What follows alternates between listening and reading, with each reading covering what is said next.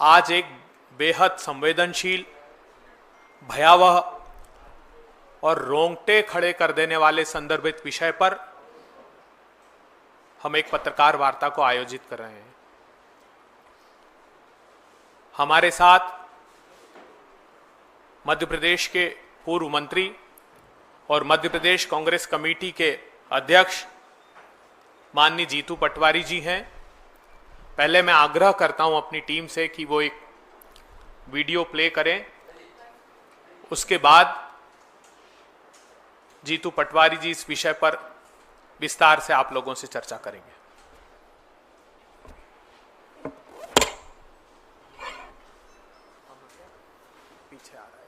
विधायक प्रदीप पटेल का एक वीडियो सामने आया है जिसमें वह पुलिस अधीक्षक कार्यालय मऊगंज पहुंचकर गुंडों से रक्षा करने की बात कहते हुए एसपी और एडिशनल एसपी के सामने दंडवत हो गए। पहले ये वीडियो देखिए। क्या समस्या क्या है? समस्या कुछ नहीं है, गुंडों से आप मेरे को मरवा दीजिए। सर मेरे ऐसा मत करिए, ऐसा नाराज मत करिए। कौन से गुंडे आए? अरे बस अरे गुंडे चारों तरफ बाहर मजा है। उन्होंने बोला है कि मैं तो एडिशनल एसपी वाली ने बोला है प्रदीप पटेल को कत्ल करके आए, उसको नाम देंगे। क्या बात कर रहे हो आप? बोले हो आप, हमको बता रहे हो। आप बताओ कि क्यों ऐसा करते हो? पड़ गई है। मैं चौकी के अधिकारी खड़े हुए 3 दिन की मोहलत दे रहा हूँ। एसपी महोदय जी, मैं खड़ी हूँ वार्ड 58 चंद्रवती नाके से लेकर ये संभागीय कार्यालय हरिशंकरपुरम के लिए जाने वाले रोड पर।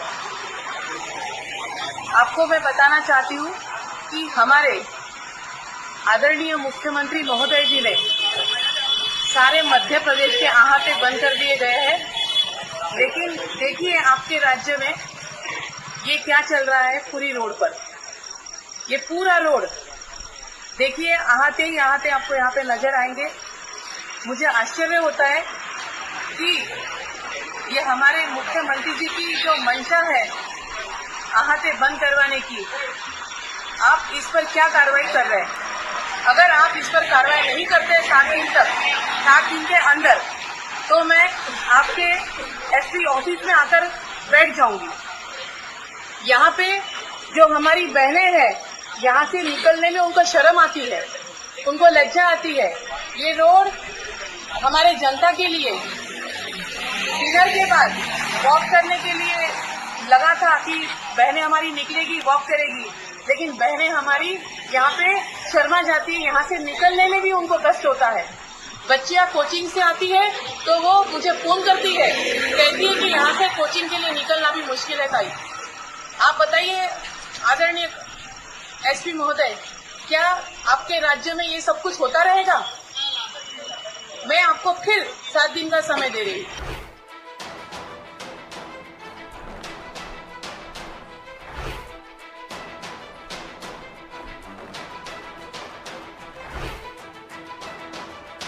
ये वीडियो उस भावना का जिसमें पूरे देश की और मध्य प्रदेश की वस्तु स्थिति नशे को लेकर या नशा माफिया को लेकर किस तरह के भयावह स्थिति है, उसको केवल आप लोगों को अवगत कराना था। मऊगंज के विधायक हैं, वो एसपी के पैर पड़ रहे हैं, छू रहे हैं, और वो वीडियो में ये कह रहे हैं कि मेरी हत्या करवा दो। एसपी ने कहा माफियाओं को कि अगर इसके कोई हत्या करके आओ तो मैं इनाम दूंगा। ये बीजेपी के विधायक के वर्ड है, शब्द है। अगर उस पूरे वीडियो को आप ढंग से सुनोगे तो ये एहसास होगा। कैलाश विजयवर्गीय जी बीजेपी के वरिष्ठ मंत्री रहे हैं और मंत्री हैं और नेता रहे हैं। वो खुद 1, 2, 3, 4, 5 बार नहीं, कई बार ड्रग्स बहुत बिक रहा है, गली गली में बिक रहा है, परेशान है, ये स्वीकार कर चुके हैं। पूर्व मंत्री अजय विश्नोई बीजेपी के अभी विधायक हैं, उन्होंने कल ही एक ट्वीट किया मध्य प्रदेश के संदर्भ में कि पूरा प्रदेश नशा माफिया, ड्रग्स माफिया, शराब माफियाओं की गिरफ्त में। फिर पार्षद की बात है, बीजेपी की पार्षद है, उन्होंने अपनी पूरी वेदना बताई। ये वेदना एक जगह की नहीं, पूरे प्रदेश की है। ये वीडियो का मूल जो भावना है वो ये है, पर सवाल क्या है? सवाल ये है कि देश में जब मोदी जी की सरकार बनी थी तो मोदी जी ने देश को कहा था कि 2 करोड़ रोजगार हर वर्ष मिलेंगे। जो सरकार के आंकड़े हैं, सेंसेक्स है, वो ये कहता है कि लगभग 2.50 मतलब 2.25 करोड़ से 2.5 करोड़ नए बच्चे जन्म लेते हैं भारतवर्ष में। सरकार की एक 2 साल पहले रिपोर्ट संसद में पेश हुई थी, जिसको समाज कल्याण एवं सशक्तिकरण मंत्रालय ने पेश किया था। उसके अंतर्गत देश में लगभग 40 करोड़ लोग नशा करते हैं। इसका एक साल में जो नशा करने वालों की तादाद बढ़ी, उसके हिसाब से लगभग 2 करोड़ 10 लाख लोग हर वर्ष देश में नशा करने वाले बढ़े। यानी मोटे तौर पे रिपोर्ट का सार सरकार का है, ये कोई आरोप प्रत्यारोप का नहीं है। और आप अगर कल्याण विभाग के साइट पे जाएंगे तो रिपोर्ट आपको मिल भी जाएगी। उस एक साल पहले पेश हुई थी। मध्य प्रदेश की स्थिति हमने बताई, इससे पहले उड़ता पंजाब, उड़ता हरियाणा, उड़ता उत्तर प्रदेश, इस तरह की कई बातें नशे को लेकर देश की स्थिति बताई गई थी। हम अखबार में, टीवी में, आप लोगों के माध्यम से आपस में बातचीत करके, राजनीतिक दल एक दूसरे पे आरोप लगाकर ये बात करते रहते थे।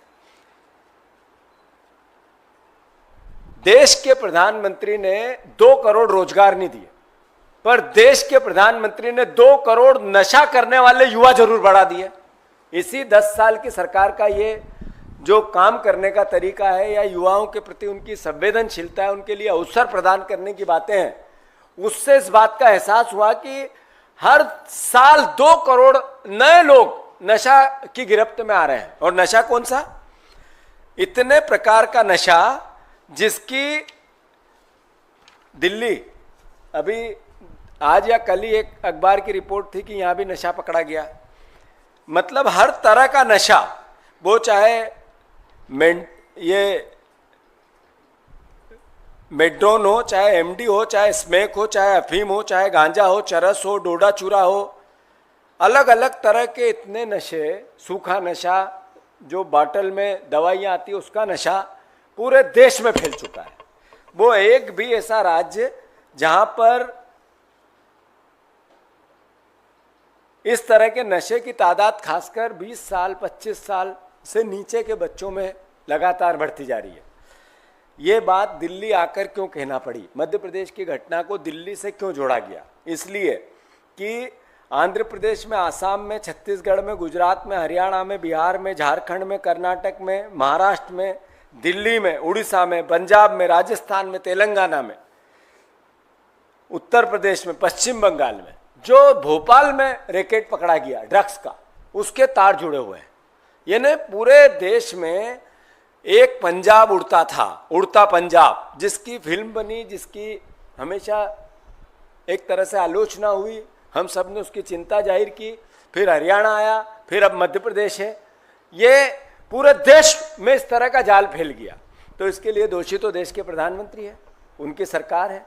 मोदी जी ने रोजगार की बात नहीं क्यों करता है? एक बच्चा नशा, एक परिवार का नया युवा रोजगार नहीं मिलेगा, रोज सोशल मीडिया पर बैठकर अपनी दिनचर्या पूरा 3-3, 4-4, 5-5, 7-7, 8-8 घंटे उसी पे लगा रहेगा और फिर नशा करेगा। ये ऐसा देश है मेरा, हमारा देश ऐसा मोदी जी के राज में बना है। मैं मध्य प्रदेश में फिर से आता हूँ, वहाँ पर सरकार बीजेपी की है ही नहीं, वहाँ सरकार जनता की भी नहीं है, मोहन यादव जी की भी नहीं है, माफियाओं की सरकार है। ये बात मैं बार बार कहता हूँ। ये इसलिए कहता हूँ कि हर तरह का माफिया वहाँ हावी है, वो चाहे शिक्षा का माफिया हो, चाहे वहाँ खनिज का माफिया हो, प्रशासनिक एक माफिया है जो बिना लेन देन किए प्रशासनिक व्यवस्था चलाता ही नहीं है, और बिना लेन देन किए कभी उनकी पोस्टिंग कलेक्टर से लेकर चपरासी तक होती ही नहीं है। एक प्रशासनिक माफिया, फिर शराब माफिया, नशा, खनिज माफिया, हर तरह का माफिया हावी है। मैं जैसा कह रहा था कि आखिर ये स्थिति बनी क्यों? मध्य प्रदेश की एक साल में एक साल में मध्य प्रदेश में ड्रग्स माफिया किस तरीके से हावी हुआ, उसका पूरा हमने खुलासा भोपाल में किया था। और मैं आप सबको बताना चाहता हूं, ये एक प्रदेश की वानगी है। ऐसा हर तरीके का जो घटनाक्रम है हर प्रदेश में हो रहा है। मैं फिर से जो मैंने आपको पूरी घटना बता दी कि ये आरोप सिर्फ विपक्ष के नहीं है, कांग्रेस के नहीं है या मीडिया के नहीं है, ये बीजेपी के लोग जो वीडियो बताने का मूल मतक्य है कि बीजेपी के विधायक, बीजेपी के मंत्री, पूर्व मंत्री, उनके पार्षद, उनके कार्यकर्ता थक गए, उनके बच्चे भी नशा करते हैं, एक घर नहीं बचा। रोज रोज डेली भारतवर्ष की 1/3 आबादी एक तरह से नशे की गिरफ्त में आ चुकी है। और इसके लिए इस 10 साल मोदी जी का जो कार्यकाल रहा, इनकी सरकार का रहा, बीजेपी की जो सरकार का रहा, वो अस्मरणीय है। उन्होंने इतना इसको फैलाया और फुलाया कि जिसकी वही जो अडानी पोर्ट से पकड़ी गई ड्रग्स की बात हुई थी, उसके बाद अलग अलग तरीके के अगर हम सर्च करो तो 100 केस आते हैं। और ये नशा इतना बढ़ता है, पर सरकार ने किया क्या, मोदी जी ने क्या किया? कोई कार्य योजना ऐसी बनी जिससे देश याद रखे कि नरेंद्र मोदी तीसरी बार प्रधानमंत्री बने तो उन्होंने देश के बच्चों को रोजगार नहीं दिया, पर नशे से मुक्त करने के लिए ये प्रयास किया? एक भी नहीं बनी।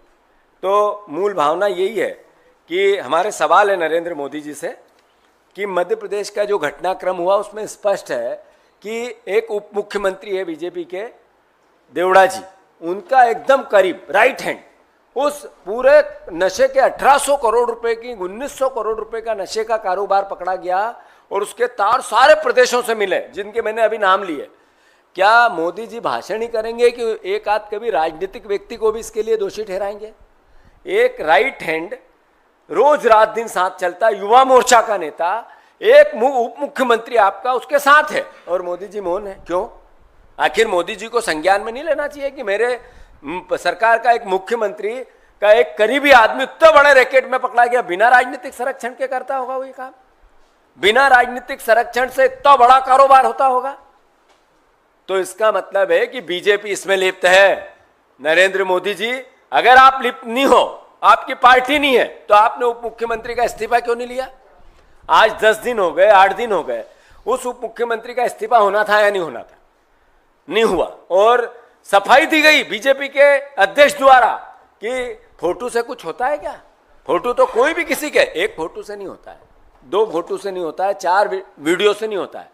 500 फोटो और वीडियो सोशल मीडिया पूरी उनसे भरी हुई हो, उसी व्यक्ति की जो ड्रग माफिया में पकड़ा गया और उप मुख्यमंत्री के साथ, बीजेपी के ही सारे नेताओं के साथ, फिर भी आप प्रमाण मांगते हो। यानी आप देश के भविष्य को नशे की गिरफ्त में लाना चाहते हो और फिर भी उल्टा चोर कोतवाल, ये स्थिति बनने लगी। तो फिर से मोदी जी से मेरा अनुरोध है कि आप मध्य प्रदेश के गली गली में ड्रग्स है, गली गली में नशा है, शराब माफिया, नशा माफिया मध्य प्रदेश के भविष्य को निगल रहा है, देश भी इसी तर्ज पे है। आप एक उदाहरण पेश करो और उप मुख्यमंत्री का इस्तीफा लो। दूसरा, जैसा मैंने कहा कि इतने राज्यों में नेटवर्क है, इसका मतलब सब दूर नशे की गिरफ्त में देश है। तो देश उड़ते भारत नशे के भावना में जो उड़ता पंजाब नाम दिया गया, एक दिन कहीं उड़ता भारत नाम नहीं दिया जाए, इसके लिए सरकार कुछ करे, कदम उठाए। ये राजनीतिक आचार विचार नहीं हो सकता, आरोप प्रत्यारोप नहीं हो सकते। कांग्रेस पार्टी एक जिम्मेवार विपक्ष है और कांग्रेस पार्टी जिम्मेवार विपक्ष होने के नाते अपना दायित्व निभाना चाहती है और ये सरकार को जगाना चाहती कि नशे के खिलाफ सकारात्मक कोई निर्णय लो। कांग्रेस पार्टी सकारात्मक रोल प्ले करेगी। ये देश के आने वाले भविष्य में, युवाओं के भविष्य में अगर इस तरह की दुर्गति बनती रही तो आखिर देश जाएगा कहाँ? एक बेटा नशा करके घर आता है, मैंने कहा कि लगभग 40 करोड़ लोग नशा करते हैं, उससे ज़्यादा करते हैं, कम नहीं। तो 50% नए बच्चे हैं, 25 साल से नीचे के हैं। वो बेटा नशा करके, ड्रग्स का नशा करके घर जाता है तो उस माँ बाप के खून के आंसू रोते हैं या नहीं रोते हैं? आखिर क्या स्थिति है? वो किसी भी क्षेत्र का, किसी भी दल का, किसी भी विचार का क्यों व्यक्ति ना हो, पर उसके परिवार में अगर कोई बेटा नशा करके जाएगा तो क्या स्थिति बनेगी?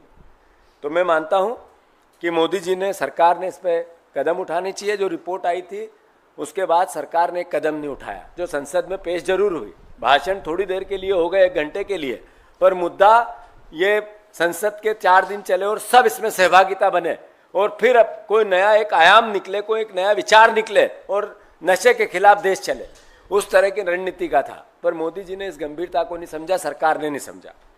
तीसरी बात, हमारे प्रदेश के मुख्यमंत्री और गृह मंत्री एक व्यक्ति है, मोहन यादव जी, वो मौन रहते हैं, बोलते ही नहीं है, इस तरह की घटनाओं पर बयान ही नहीं देते हैं। अरे आप मुख्यमंत्री बने, आपके उप मुख्यमंत्री के आसपास के लोग इतने बड़े रैकेट में पकड़े गए, मध्य प्रदेश के पुलिस का कुछ एक क्षण भी उसमें योगदान नहीं है।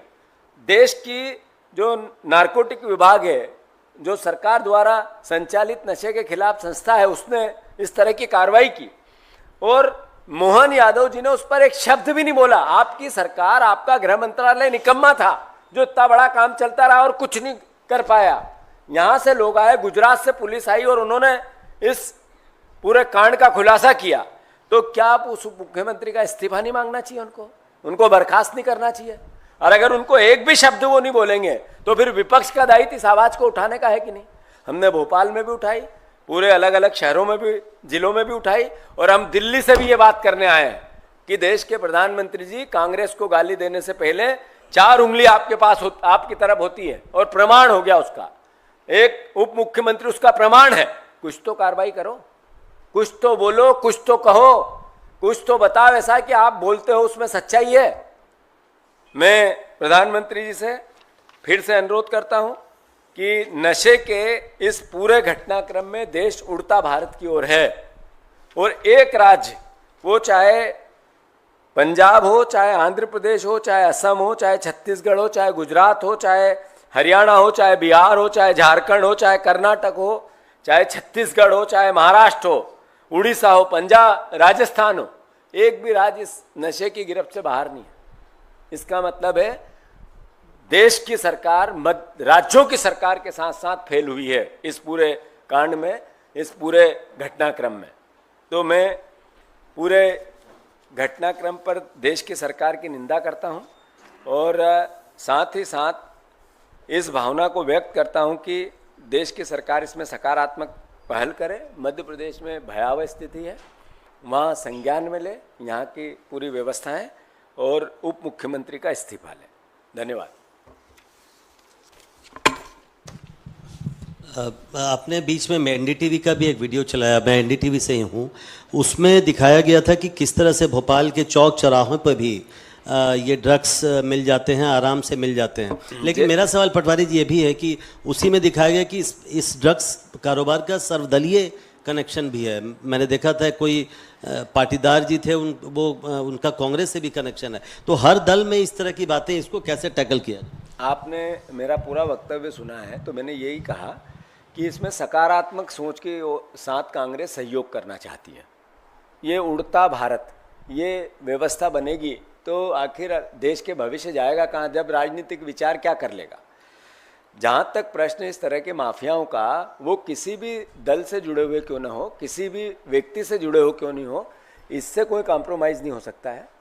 जो आपने कहा कि आपकी टीवी एनडीटीवी ने रिपोर्ट का सार क्या है? रिपोर्ट का सार ये कि टीआई के घर के सामने, थाने के सामने, कलेक्टर के घर के सामने, जो आईएएस हैं उनके घर के सामने, सारे मंत्रियों के घर के सामने इस तरह का नशा बिकता है और खुलेआम, कोई डर नहीं है।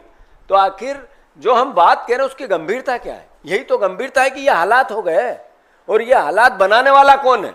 तो नेचुरल है, वहाँ 25 साल से बीजेपी की सरकार है, यहाँ 10 साल से बीजेपी की सरकार है। जो इंडेक्स है, सेंसेक्स है, वो ये कहता है कि इस 10 साल में 2.5 करोड़ लोग हर साल नए बढ़ते हैं नशा करने वाले। ये मेरा नहीं है, भारत सरकार की रिपोर्ट संसद में पेश हुई है। तो आखिर ये देश 2 करोड़ रोजगार देने वाला प्रधानमंत्री 2 करोड़ नशेड़ी बनाने लगा, तो ये सवाल नहीं बनता है। और कोई का सवाल है? आपने मुख्यमंत्री का नाम लिया और उनके इस्तीफे की मांग की और कहा कि उनके कोई एसोसिएट मुख्यमंत्री के इस्तीफे की मांग की, इसलिए कि 500 वीडियो और विजुअल सोशल मीडिया पर उस अपराधी के साथ उप मुख्यमंत्री के मिले। और देश के प्रधानमंत्री हरियाणा में जब चुनाव हो रहे थे तो नशे के खिलाफ दिल्ली की बातें कर रहे थे, अगर दिल्ली में भी कोई व्यक्ति किसी भी प्रकार का इससे जुड़ा हुआ अपराधी है तो सरकार को अपना काम करना चाहिए।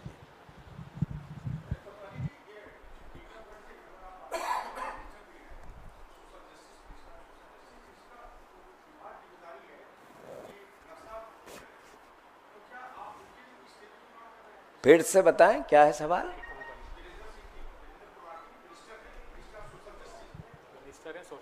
मिनिस्ट्री ऑफ सोशल जस्टिस, इस मंत्रालय के पास जिम्मेदारी है कि नशा मुक्ति किया जाए।